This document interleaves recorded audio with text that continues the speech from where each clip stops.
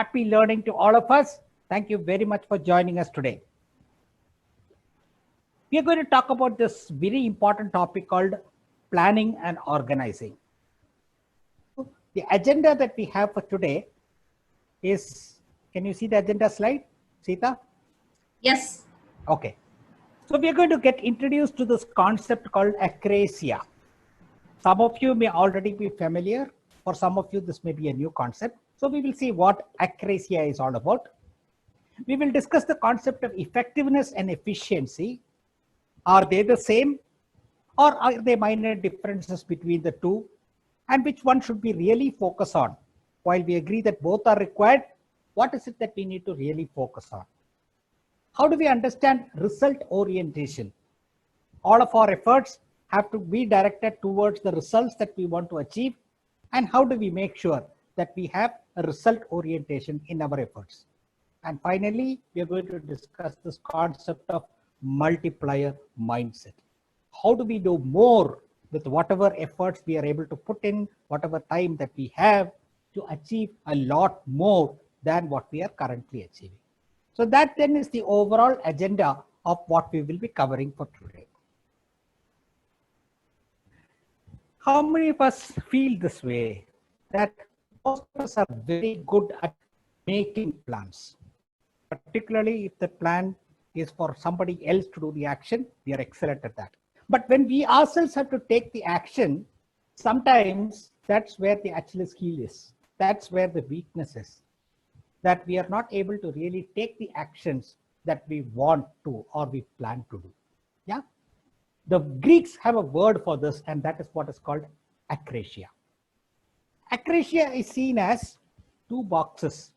One, failing to do what we know we are supposed to do. For example, we all know that we have to do at least 1 hour of exercise every day. We all know that we need to read good books in order to improve on our what we know and increase our skills. We all know that it is very important to sleep for at least 6 to 7 hours every day. We know that. Knowing is not the problem. However, many times we find that even if we know, we find it difficult to actually do it. There may be many reasons for it. One of those reasons is provided in the box on the right, the orange color box. It is because we sometimes do things that we know we are not supposed to do. We do the things that we know is not really the right things for us to do. For instance, many of us know that smokers generally know by now that smoking is not good for them, but they continue to do it. We know that spending inordinate amount of time on social media or Netflix is not something that is good for us, but still we end up doing it. We know that sometimes, spending time on wasteful activities is not something that is helping us to achieve our whatever goals we have set for ourselves, but we still end up doing it. So this is Accretia, the two elements, failing to do what we know we are supposed to do and doing what we know we are not supposed to do. Both put together is what Accretia is all about. So Accretia effectively is acting against our own better judgment. We know what is good for us, but still sometimes we fail to do what we have to do, and we do things that we know we need not do. Yeah. So this is the concept of Accretia. Now, do we just look at it from an activity perspective, or do we have to go deeper? Let's take an example. Let's say that attending a party or attending parties, is that a good activity that we should do, or is that not a good activity? I know most of you are saying it depends. It depends on the kind of party, etc. Right? So that is exactly what we mean by right zoning. Are we able to really look at the activity at the next level in order for us to decide whether it is worthwhile for us to do or not worthwhile for us to do? So if you look at the 4 quadrants here, you have the irrelevant zone where there is no control and the impact is also very low. Then there is a danger zone. The impact is very high and the control is low. Then there's a comfort zone where we are very comfortable doing it, but at the same time, the impact is low, which we call the comfort zone. And then there is the winning zone. So for example, if you take the party instance that I talked about, if I am operating from an irrelevant zone, I may say, I never accept any invites for parties. Yeah. If I do that, then what may be the consequence of that? I may miss out on some opportunities, right? Sometimes you get to meet very influential, very impactful people at parties. And unless you go to some parties, you may miss out on those opportunities. You may miss out on your networking. So therefore, taking this kind of a view, saying, I never accept invites for parties is not the right zone to operate from. Similarly, if I say, I go to all parties, whether I'm invited or not, I'm there at the party. Is this the right way to look at the party going activity? Again, no, because this is a danger zone. We will not only end up wasting a lot of time, we will also build, a companionship with people with whom we don't want to really keep an association, right? So this again is not the right kind of a way to look at this activity called party. What is the comfort zone? I go only to my family parties, meeting the same people over and over again, probably discussing the same things over and over again. This is not leading to an opportunity for us to develop. And therefore, if we look at the winning zone, where you say, I go to parties in my social circle.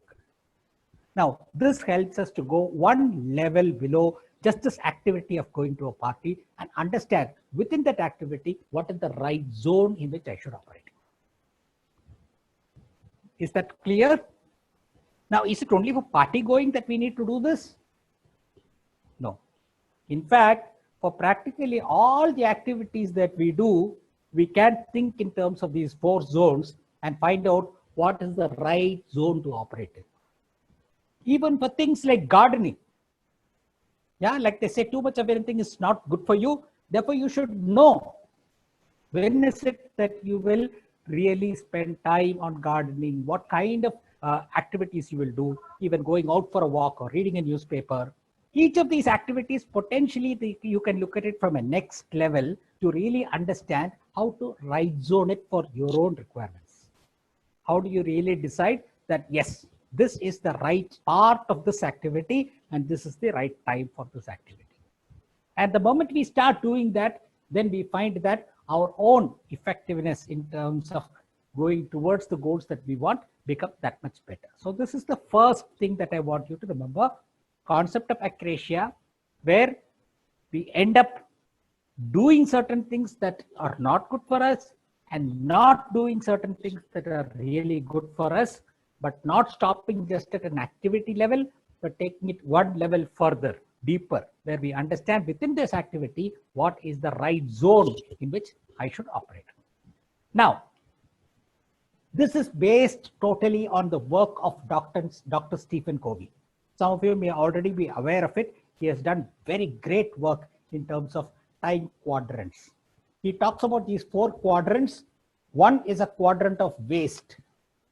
And he says those are the activities that are neither important nor urgent, but we end up wasting a lot of time on that. For instance, watching some new Netflix serial. It's not urgent and sometimes it's not important. It takes away a lot of your time, right? So when we operate too much in this quadrant of not important, not urgent, we are operating in a quadrant of waste. Sometimes it may be a quadrant of deception. It may appear to you to be urgent, but it's not important. For example, there's a call from somebody or some mail that comes and it is not part of what you need to get involved in. But then it appears that you have to immediately respond to it. You need to open up your inbox, look at the mail, go through the attachments, end up wasting a lot of time on that. Now, this is an example of quadrant of deception where it appears that you have to urgently address it, but it is not important from your scheme of things. Then there's a quadrant of crisis where the activity by itself is important and it is very urgent. For example, one day before the project is due, if you still have to work on that project, is it not urgent? Is it not important? Of course it is. One day before filing of income tax returns, is it not urgent? Is it not important? Of course it is. But Dr. Stephen Covey says that if we are operating too much in this, we are operating in a quadrant of crisis. And the reason he says this is because we have allowed the urgency to develop. It is not by nature an urgent activity. It is an important activity. But since we did not address it well in time, it has deteriorated to become an urgent activity as well. And therefore, the quadrant of quality is where most of our activity should be. The activity should be important and it should not be urgent. And if you are able to operate in that quadrant, then we will be able to give sufficient attention to each of those activities and we won't be rushed saying, oh my God, it has to be finished by 5 o'clock. Yaar, abhi 4:15 ho gaya, kuch bhi ho, submit kar do. So I am speaking a little bit in Hindi. I hope it is okay with everybody. If you prefer that I stick only to English, just put it in the chat box and we'll make sure of that. Right? Not much, maybe about 5-10% words will come in. But if you prefer even that to be avoided, please feel free to put it in the chat box and I'll take care. Okay. So is the quadrants clear now? You have the quadrant of waste with the quadrant of deception where it appears very urgent, but actually speaking, the activity is not important. Or the quadrant of crisis where the activity is important and it is very urgent. And then there is a quadrant of quality, which is important activities, not necessarily very urgent, because you have anticipated it well in time and you have addressed it well in time. 1 month before the income tax is due, if you start working on it, it is no longer urgent. It is only an important activity. Padma, yeah? There Yes. is a question on yes. quadrant of deception. Arvind wants to know, can you please provide an example for quadrant of deception? Yeah. Quadrant of deception is when you feel that you need to urgently respond to something, but it's not an activity that is very important.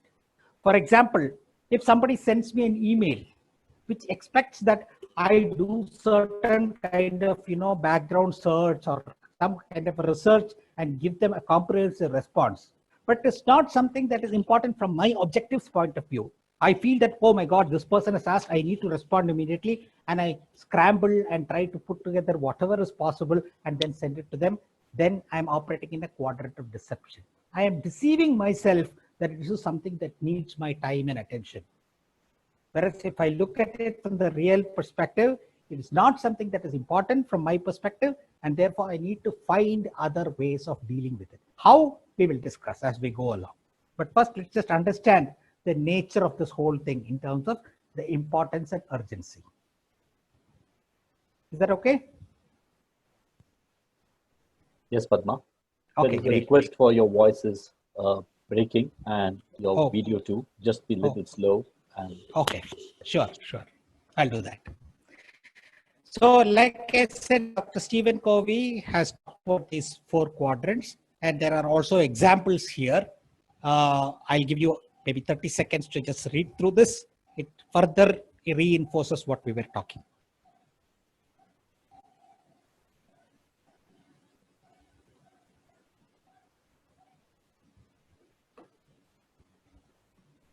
Yeah. So that is the time management quadrant. That is very important for us to keep track of. And as long as we spend most of our time in the quadrant of quality, then we are being result oriented, because we are focusing all our time and energy on activities that are important. And at the same time, we are not tearing hurry in terms of completing it. Therefore, we are able to give it due attention and do it in a nice fashion. So our objective from this should be to live in the quadrant of quality for as much time as possible and make sure that all activities we do are by and large figuring in the quadrant of quality. Okay. Now, so far we were focusing on just the activities. We were talking about the activity and seeing is it important, is it urgent, is it something that we should do, should not do, Accretia and all that. So the focus was all along on the activity. But there is another dimension to it, which is our personal dimension. We as a person have a certain kind of a time management personality style. And we bring that into any activity that we do. Let me give you a few examples, then you will be able to really, see what I mean. For example, the first personality type could be the organizer. Yeah, we're all familiar with people who start the day with a to-do list, who know exactly what are the activities that need to complete.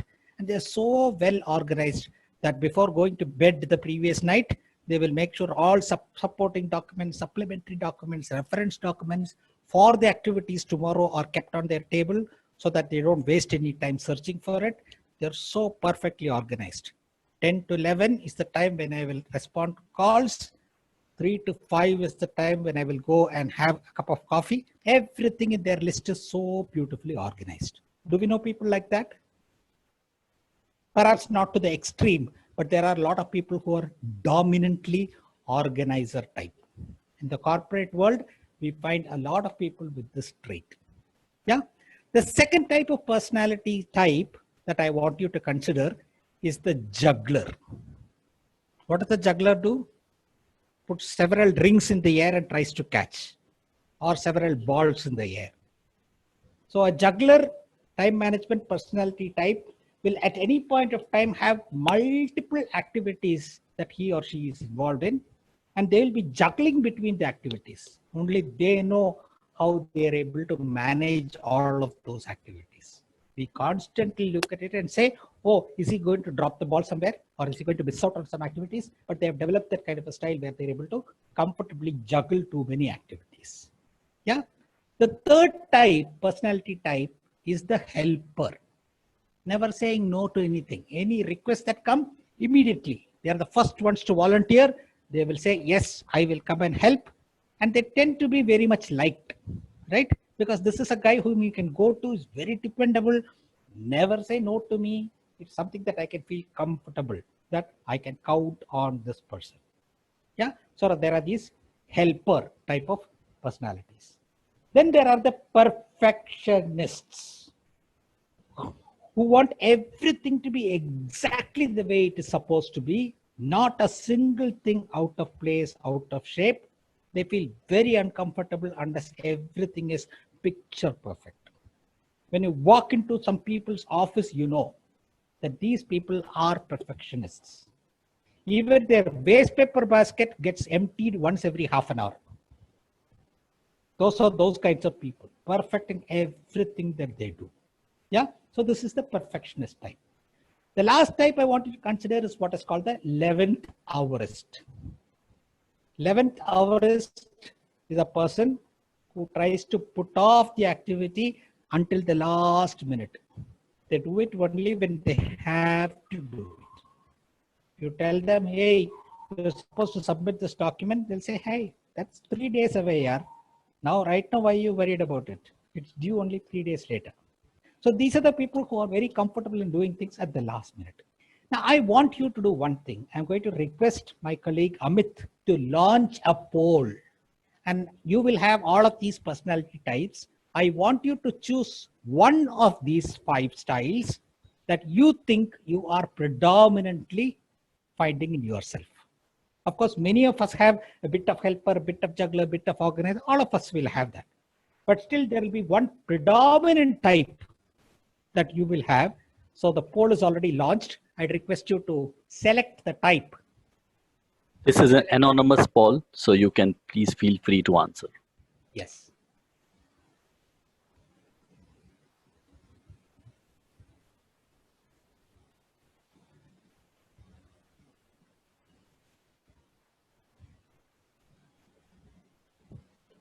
Amit, please alert me when you have most of the responses. Sure.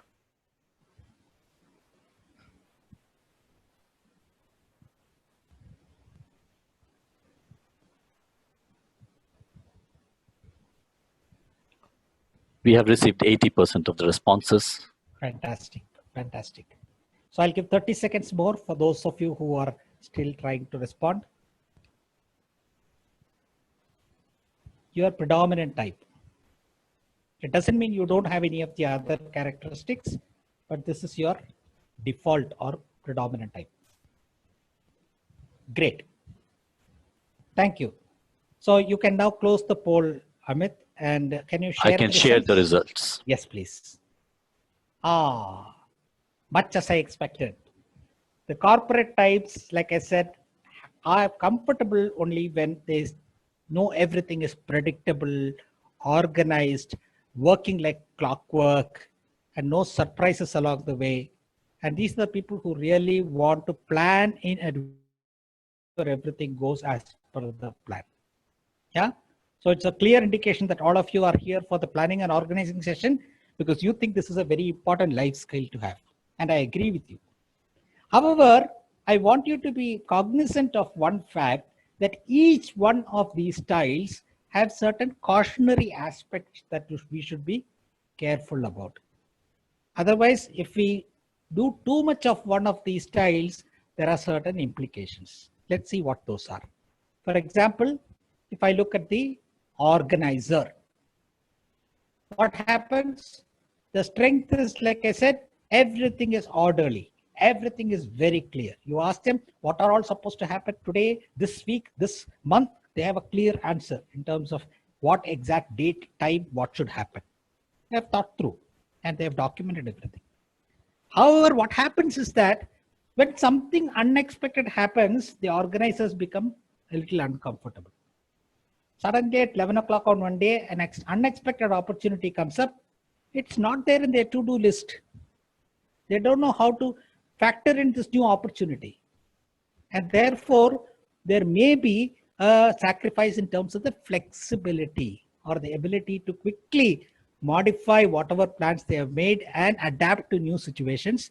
The organizers find themselves at a loss when things don't go as per what they have planned. So this is one thing that we need to keep in mind. As far as the juggler is concerned, the strength is versatility. Yeah, these people do a variety of tasks. I think they are the people who get the maximum fulfillment from the activities they do. And they don't get bored because there are so many varieties of activities that they're involved in. And by and large, they have a lot of fun doing more activities. But at the same time, unless they are able to prioritize, they may find that at times a critical ball may get dropped or a critical activity may not get the kind of attention that it deserves. So that is the caution that the juggler needs to have. Prioritization and making sure that they are able to manage whatever it is that they have committed themselves to do. As far as helper is concerned, they are very much liked. Like I said earlier, people love them. They say, hey, this guy, great.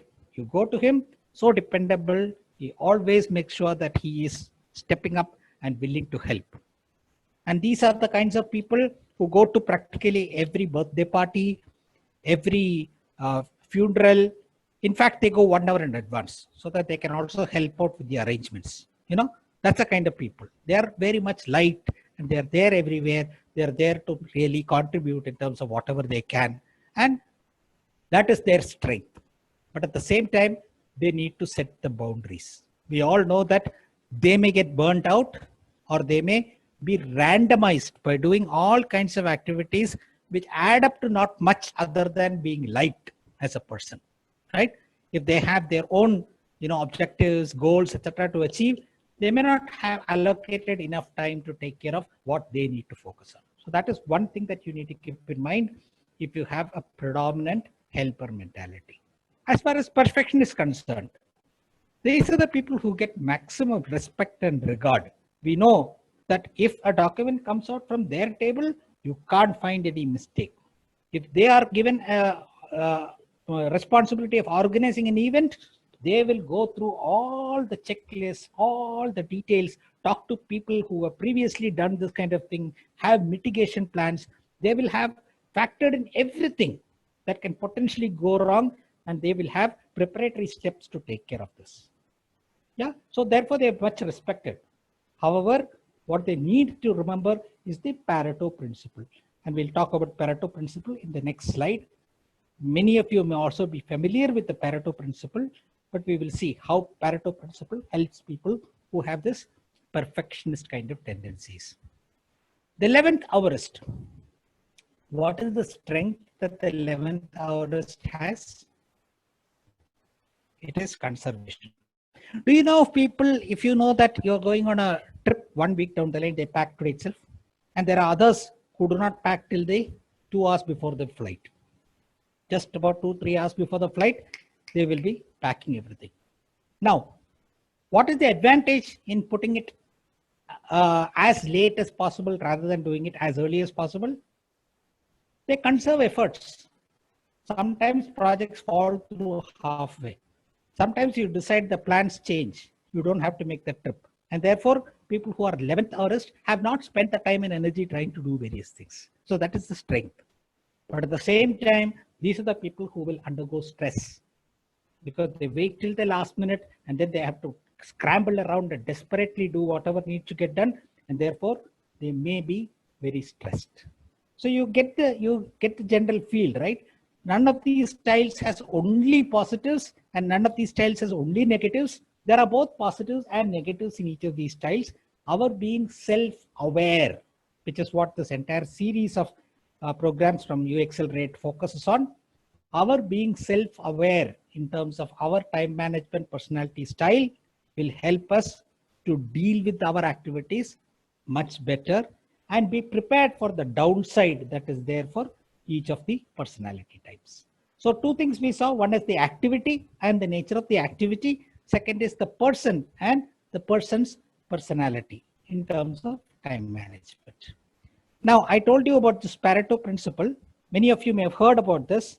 It's a time-tested truth that 20% of the efforts that we put in lead to 80% of the results.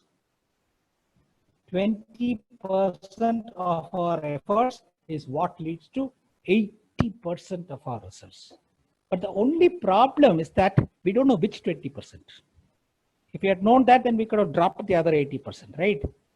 But unfortunately, we don't necessarily know which 20% gives us the maximum effort. But being aware of this, that 20% is what leads to 80% results, it helps us in terms of giving priority or more importance to those activities that you know have the potential to generate higher results. So this is one of the key principles in terms of prioritizing. It is not a first come, first served in terms of activities, but seeing the impact that the activity can have. So if you are, for example, by nature an organizer, which many of you said you are, and if you have sat down to do your to-do list, you don't embark on doing the first activity first, second activity second, third activity third. You spend some more time in analyzing which of these activities are really going to contribute heavily to the results that I want to achieve, and how do I give priority to those activities. There are many ways in which we can deal with the balance 80%. I'm not saying don't do the balance 80%, but do the 20% activities first. Give priority to that 20%. And then even if some of that 80% activities you are not able to do personally, there are other ways to do it, which I'll be covering as we go along. Okay. I hope it is clear so far. Are there any questions on chat so far, Amit, Sita? So yes, Padma, we have one question from Malini. And she asked, is it possible that a person shifts from being an organizer to 11th hourist? Yeah, interesting question. So when I said it is inherent, many of our behavioral traits to great extent are very natural to us. It may depend on our, where we were born, who guided us during the initial stages, what early life experience we've had. By and large, that shapes the kind of personality that we develop. However, the entire foundation of behavioral training is based on the fact that when we become aware and when we want to change, it's a journey. It's not instantaneous, but if you put in the effort, we can definitely change to what we want to. So to answer your question, Malini, if you are aware, first of all, that I seem to have this personality type, and if I know that I have a desired personality type, and if I work towards it, which includes probably getting a proper coach or a mentor to help you along the way, we can definitely change.